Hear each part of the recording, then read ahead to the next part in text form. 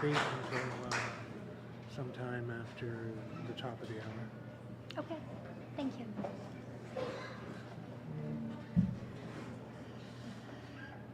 Hi, my name is Vikki and I am an alcoholic.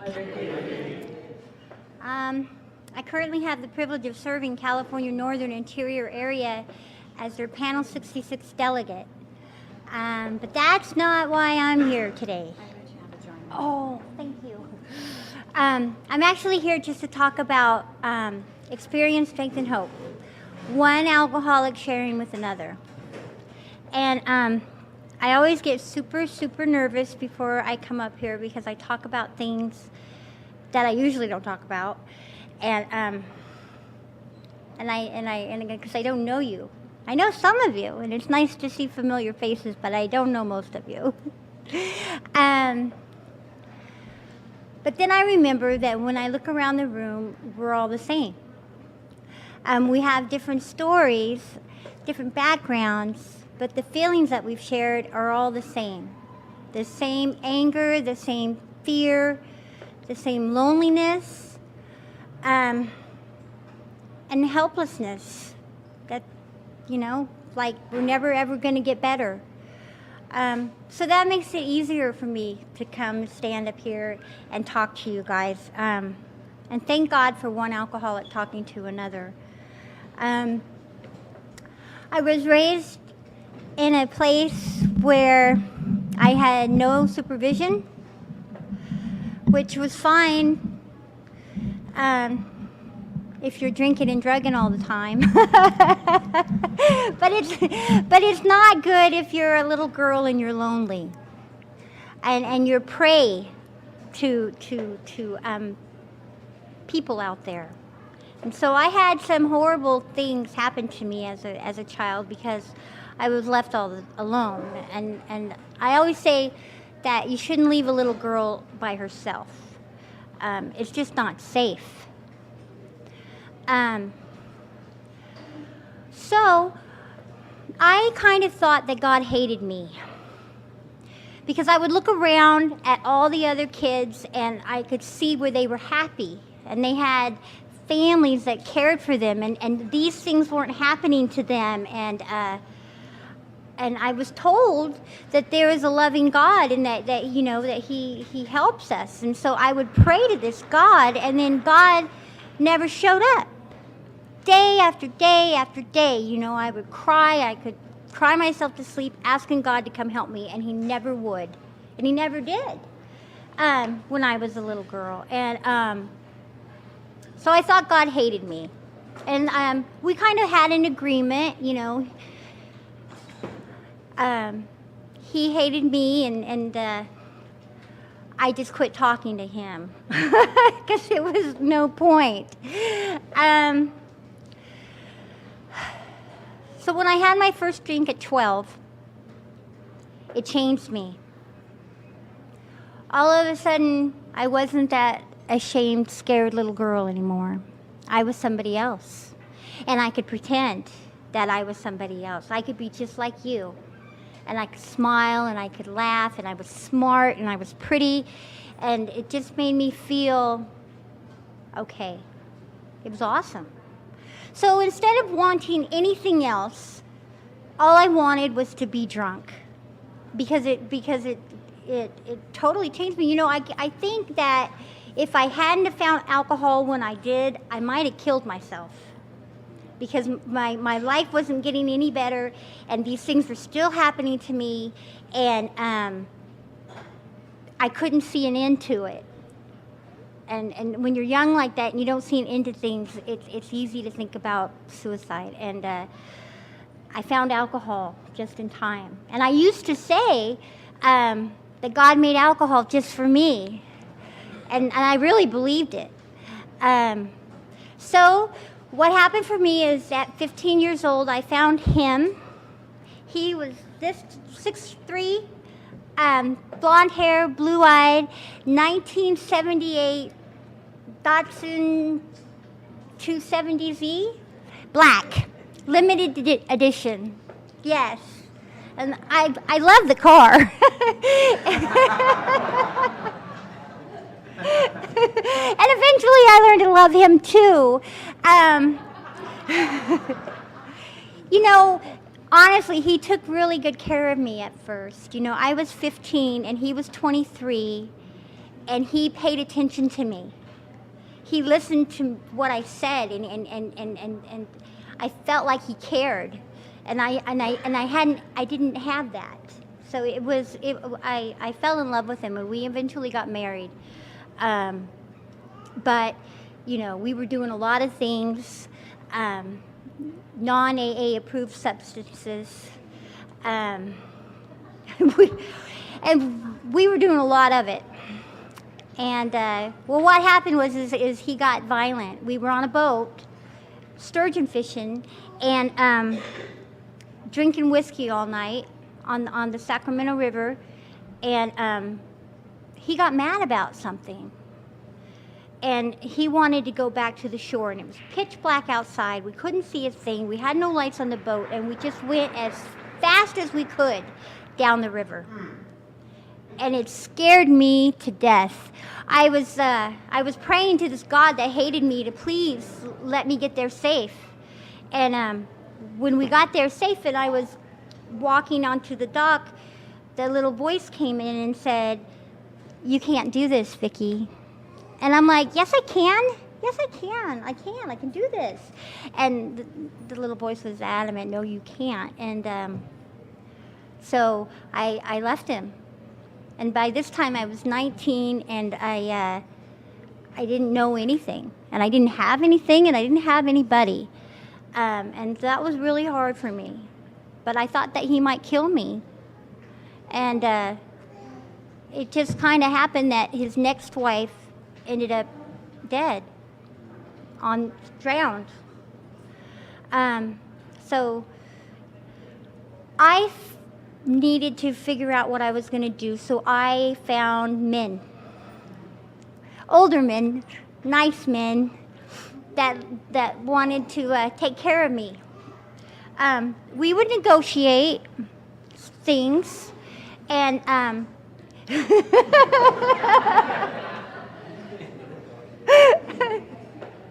and it was okay, you know. I got drunk and loaded all the time, and I got the fancy jewelry and the nice dresses and the trips and just being taken care of, and it was okay.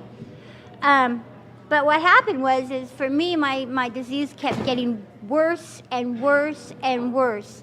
And pretty soon the nice, wealthy older men didn't want anything to do with me. We would go to like the top of the wheel at Harvey's, and he would dress me from head to toe with the earrings, everything.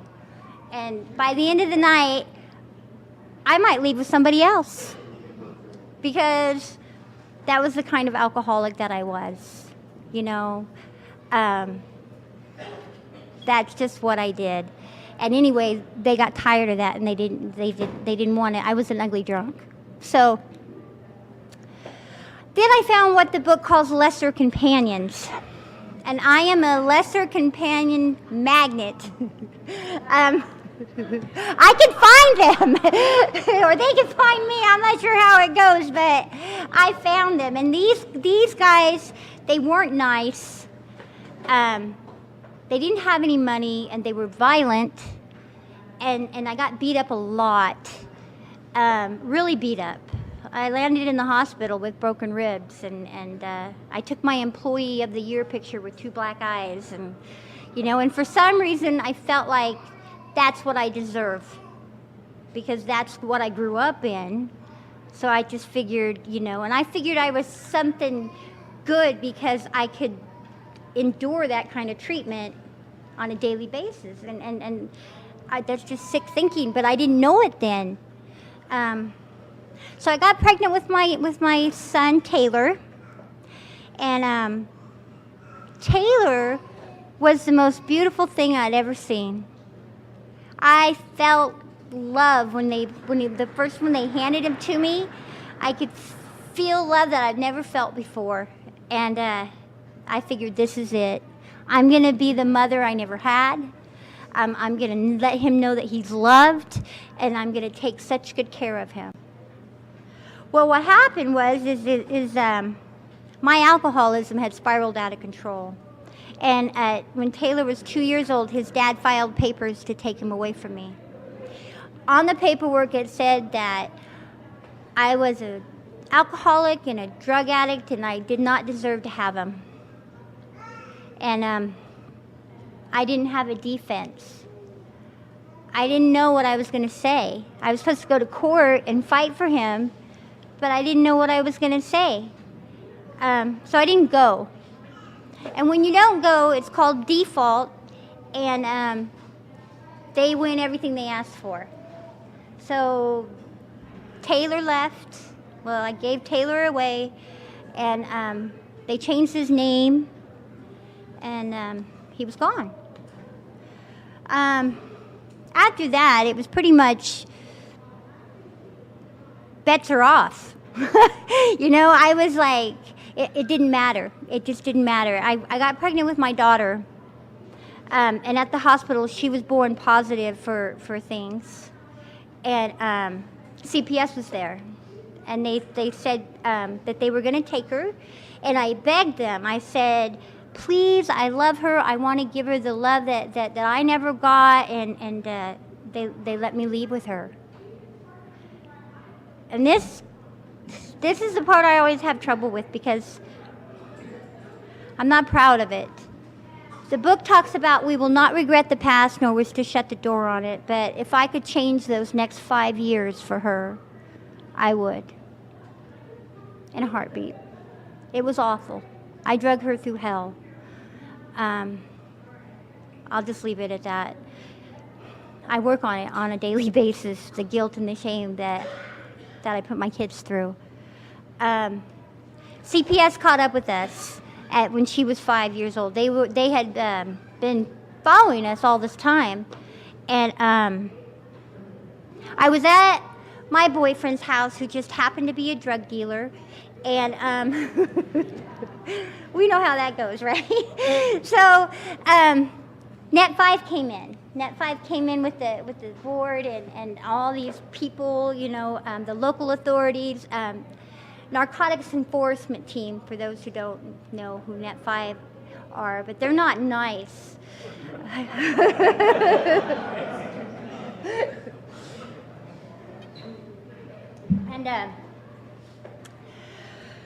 And CPS. And so I knew I was going to jail because I had a warrant out for my arrest. And instead of going to Jessica and saying, hi, honey, you know, mommy's going to go away for a while. They're going to take you to a new home. Everything's going to be okay. I didn't do that. I picked up my bottle, and I locked myself in the bathroom because I knew I was going to jail, and I wanted to be good and drunk for jail. And to me, that's the powerlessness of this disease. The thought didn't even occur to me until after I sobered up. And I was thinking, gosh, I wish I would have done that. So when I got out of jail, I didn't have anywhere to go. I used up all my people. I always wanted something or needed something, money, a shower, a ride, a place to stay. I always needed something. So nobody wanted anything to do with me. So when I got out of jail, I stayed at the park. The park is right behind Taco Bell in Yuba City, and I would sleep there during the day, and I would dumpster dive at night. And I got really good at dumpster diving because I was real athletic in school. So all those sports paid off, the basketball, all of them. You know, in Yuba City, it's illegal to dumpster dive, so you know you gotta be quick. So I did that. I did that for quite a while, you know, and I just didn't care. I really just didn't care. The cops would come by the park and pick me up and take me to jail. They said it was to keep me safe, and they'd keep me in jail until 4 o'clock in the morning and let me out. And so at 4 o'clock in the morning, I'd get out of jail and I'd look, and there'd be nothing. Just like what was in my heart, you know, nothing. Nobody to call, nowhere to go. No alcohol, no cigarettes, half sober by now. It was just a horrible, horrible feeling. And for me, That's the pitiful, incomprehensible demoralization the book talks about, is that feeling that I had of just nothing. So I walked back to the park, and then the cops would wait about a week and pick me up again, and they didn't arrest me for that, but they just kept taking me to jail. So I'd been living at the park for a while, and my boyfriend's girlfriend we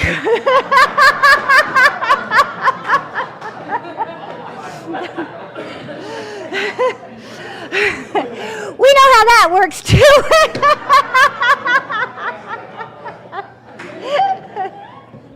She suggested that I go to Pathways, which is a local rehabilitation center in Marysville. And I'm like, why would I go to Pathways? You can't drink there. And she's like, yeah, I know, but just go for a little while.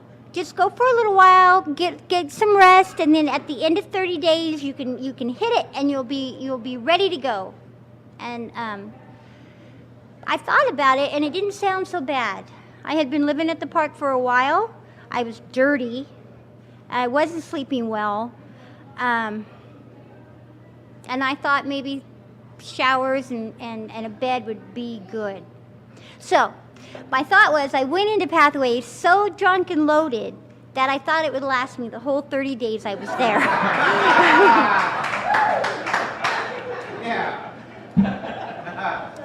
They put me in another room. They said I was a trigger to the rest of the patients.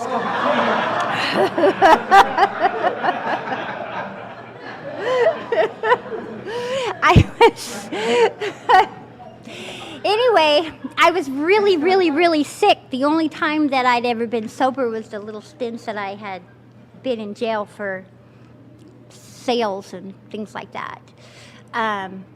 But that's the only time that I had been sober, and so here I am, and I'm sicker than a dog, and I didn't hear anything for about 10 days.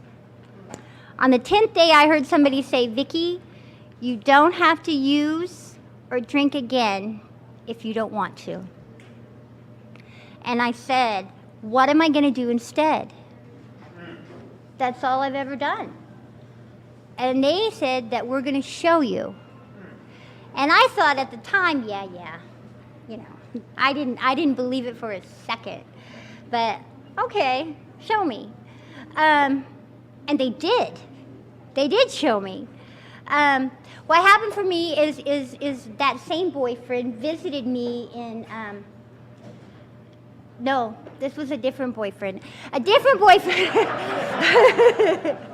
visited me at Pathways, and he had a bottle of vodka and cream soda mixed together in his side pocket of his coat.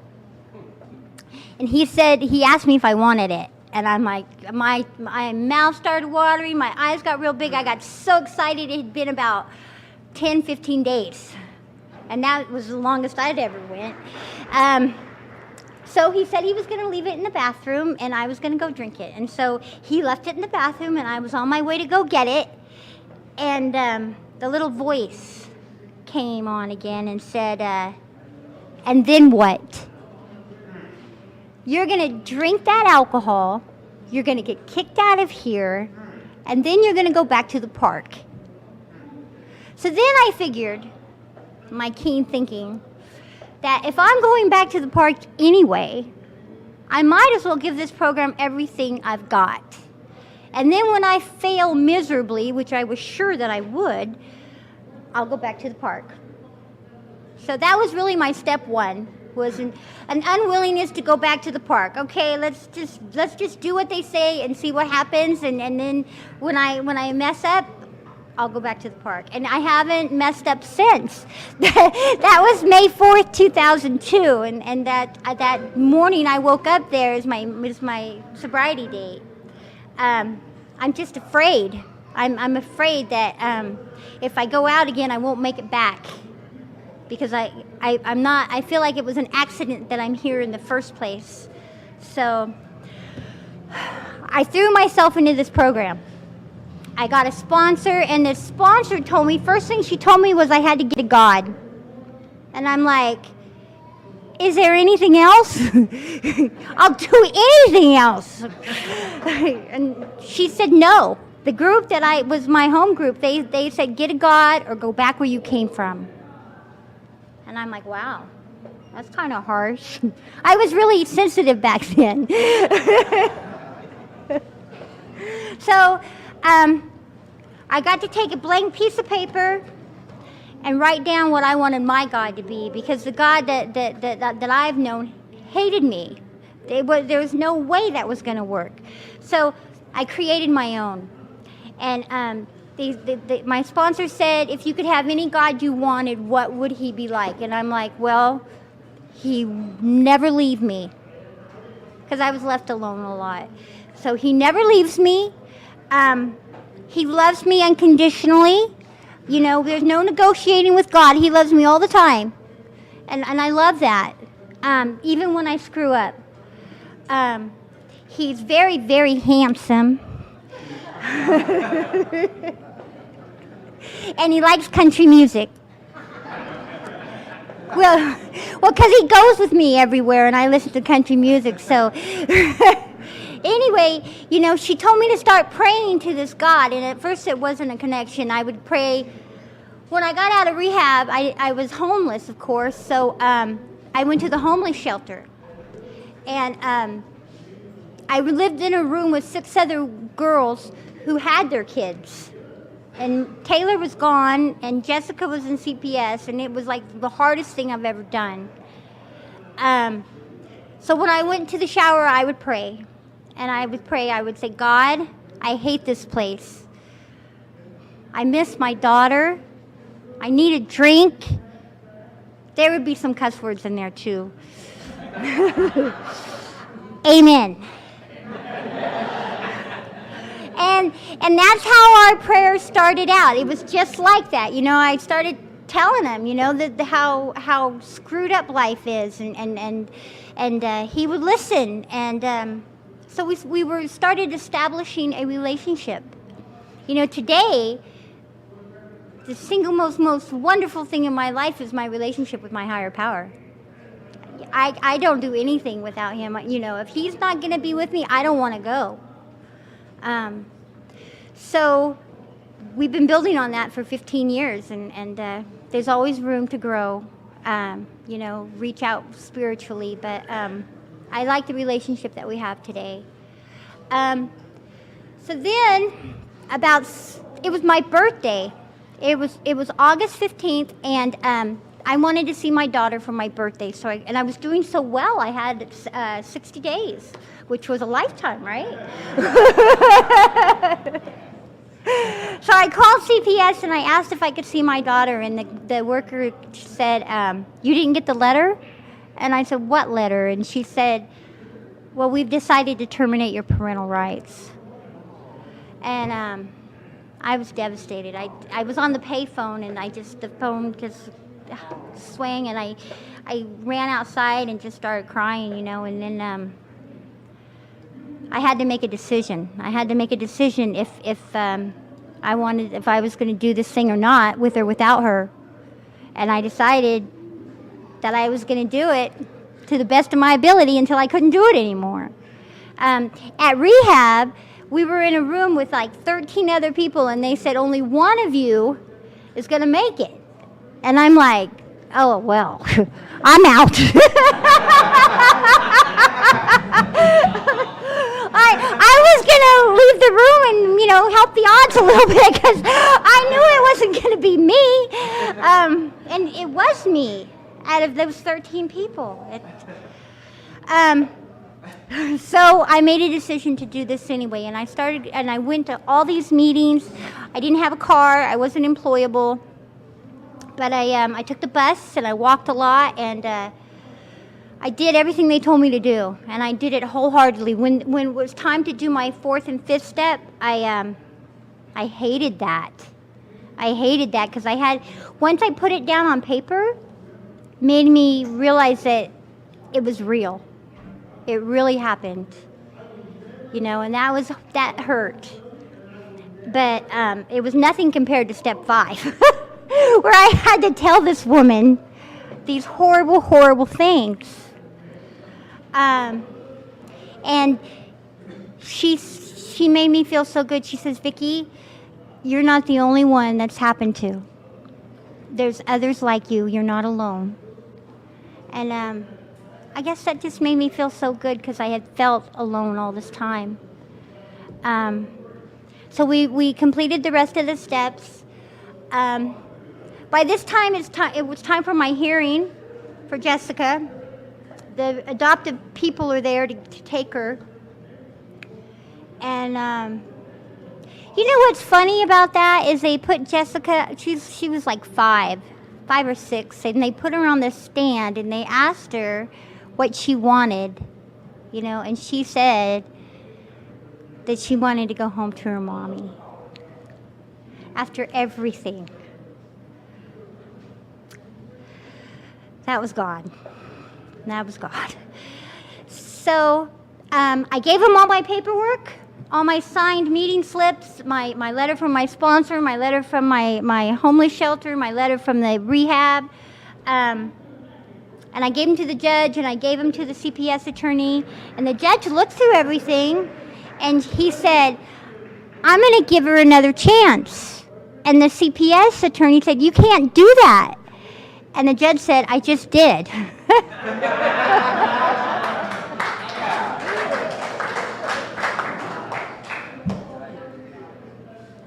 That was amazing. That was amazing, and that's one of the things that helped me with my relationship with my higher power, because I had come to a place, which I can't believe that I did, but I had come to a place where if my daughter was better off without me, then I wanted that for her. And I was ready to accept whatever God thought was best for her. And I think because of that, I got to have her. Careful what you pray for.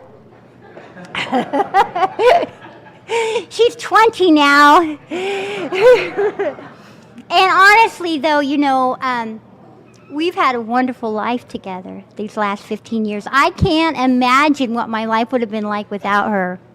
The driving test, the graduations, the first job, the prom, all that stuff I would have missed. And, I thank God for that. That's from the grace of God. So I went ahead and did the rest of the steps. My favorite one is the one about service. I know that surprises you, right? I want to talk a little bit about my service because it's been a big, big part of my sobriety. I had about 6 months sober, and we were having a Christmas party, and they needed a decorations chair. And I am not a decorator. But they said that I would get to tell people what to do. So I said, I'll do it. And we did it. We decorated the hall, and everybody came together, all the different little committees came together, and it was a beautiful event. And everybody that came was happy and had a good time. And that just made me feel something that I had never felt before. Just giving to and other people experiencing that without expecting anything back. It's like, wow, I had a part in this. Cool. So, my Forbes 329 group, really, really rowdy group. They needed an alternate GSR. And I had about 2 years of sobriety, but I wasn't there yet. I was shy. And I raised my hand, and I didn't have any idea. But it sounded good, so I said, okay. And they said, no, she can't do it. She doesn't have the 2-year requirement. And they went ahead and waived that. And I thought, oh, they really want me. I didn't know they didn't have anybody else. So, and then conveniently, the GSR stepped down like 2 weeks later. Yeah. And so now I was a GSR, and I thought, well, this is going to be so easy because this is a frontline group. They're rowdy. They don't care about all that business stuff. This is going to be a piece of cake. And the first thing they wanted to do was send me to PRASA, the Pacific Regional Alcoholics Anonymous Service Assembly. And that year it was being held in Tucson, Arizona. And they wanted me to go and represent them. I was so touched. I was so honored. They put me on a plane. I'd never been on a plane before. So I wanted to be the best GSR ever. So when I got there, I had a yellow notepad and I wrote down, I went to every single event. I wrote down everything they said. I came home, I typed it up, copied it, stapled it, passed it out. It was about 15 pages. And not one person read it.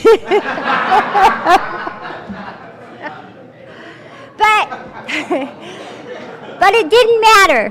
It didn't matter because I had fallen in love with general service. The people at that PRASA were just the most amazing people I'd ever met. When you talk to them, you could just see and feel the love coming out of them, and their love for you, and the love for Alcoholics Anonymous. It was just, you could feel it in the room. It was just amazing, you know, and I still feel it. I still feel it every time. It's just, it got me. It got me bad because after that, I stayed with it. I became the DCM, the district committee member for District 19. And then the area they appointed me finance chair, which is really kind of funny if you know me in finances. But it turned out okay, you know. Thank God we had a committee, and it turned out okay. And after that, I stood for anything that God wanted me to do, and I was elected secretary for the area. And then I was elected chair. Then I was elected alternate delegate. And just a couple years ago, I was elected delegate. And I am still amazed. I am still amazed. You know, this is an elected position. So I had to be voted for. And I can't get over it. I just can't, you know, and I just got back from the conference, and I have wonderful stories to tell you about that, but I'll wait and tell them tomorrow at the delegates report. Let me tell you about my life now. Well, I have to tell you this. I got married. I married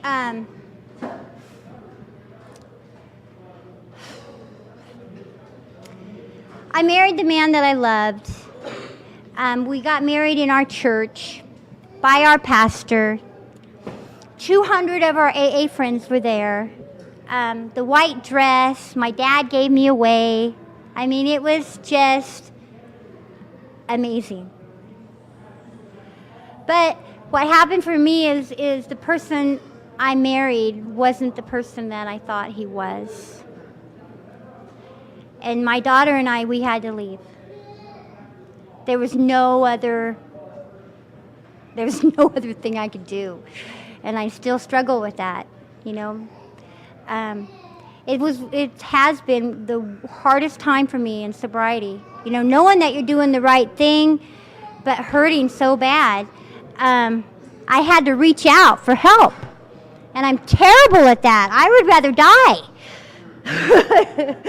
But, you know, I came close. So I called people and I told them what was going on with me, and it wasn't that bad.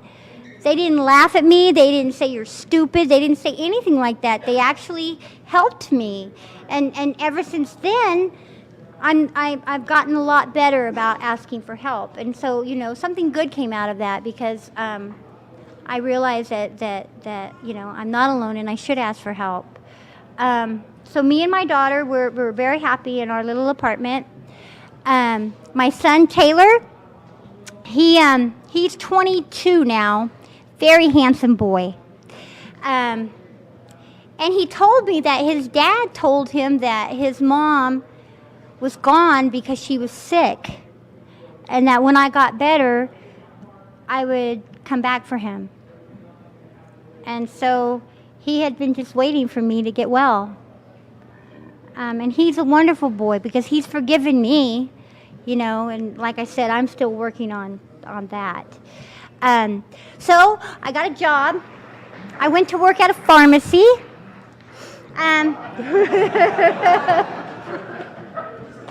They were going to teach me how to do the digital scales, and I said, no, I got this.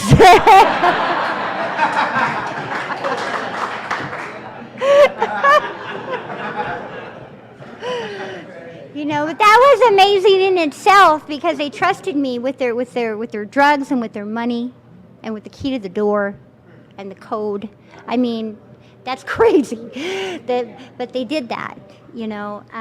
Now I'm working for the county, which I've always wanted a county job because I always thought, you know, if I get to do that, I am going to be so much nicer than this horrible woman that's helping me.